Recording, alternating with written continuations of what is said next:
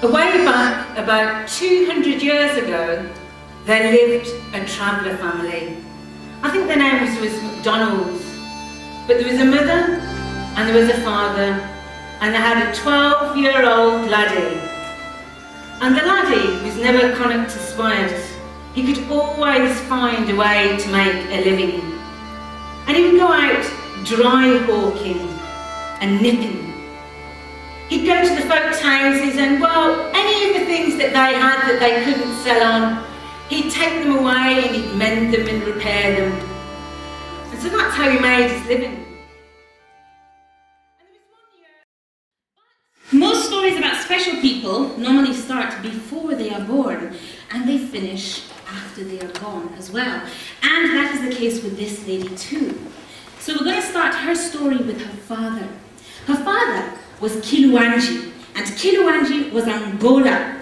And Angola is a ruler of people in what is today known as Angola. And Kiluanji was busy doing his kingly rulery duties when he saw the most beautiful woman, much like you over there. Oh, and his heart started to beat faster and faster, and he decided that that was the woman he was going to marry. I could hear the music playing as I came up to the door. And once inside, I felt the beat of feet upon the floor. Had Gal himself been there that night, he couldn't have disapproved, as sets of reels got settled and the bows began to move.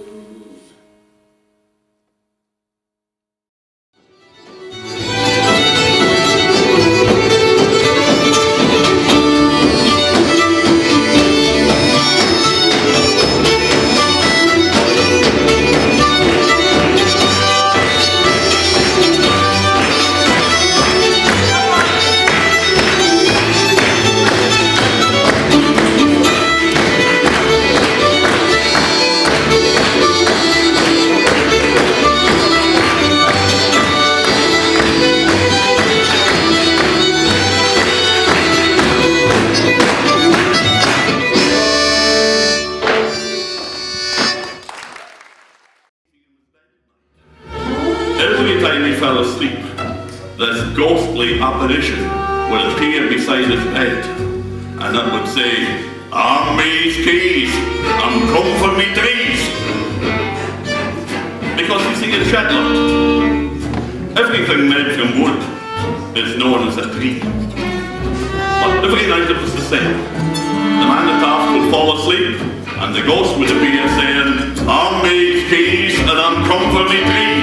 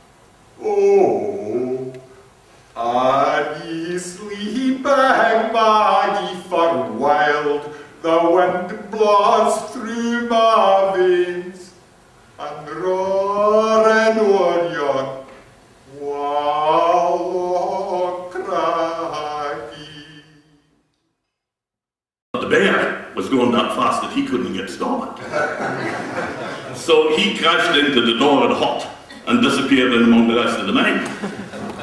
Now, this young boy, young Ollie, he didn't want his bride was going to be seriously hot if the rest of the men, the older man, knew that he'd been chased by a bear. So quick as a flash, he jumped to his feet and he shouted in above all the noise that was in the hut. He shouted in the door, he said, "Right boys, you skin that bugger while I go and fetch a Mairi." No cursing nor swearing, no tearing up the stairs. Please be as quiet as the proverbial mouse. No shouting or screaming, no filth or blaspheming. There's a baby in the house. And so it was agreed that yes, Otieno had disobeyed the god, and therefore he had to suffer the consequences. But what punishment? This they considered for some time. And then they agreed on an idea. It wasn't a harsh punishment if he obeyed the rules. But if he disobeyed them again, then life would never, ever be the same.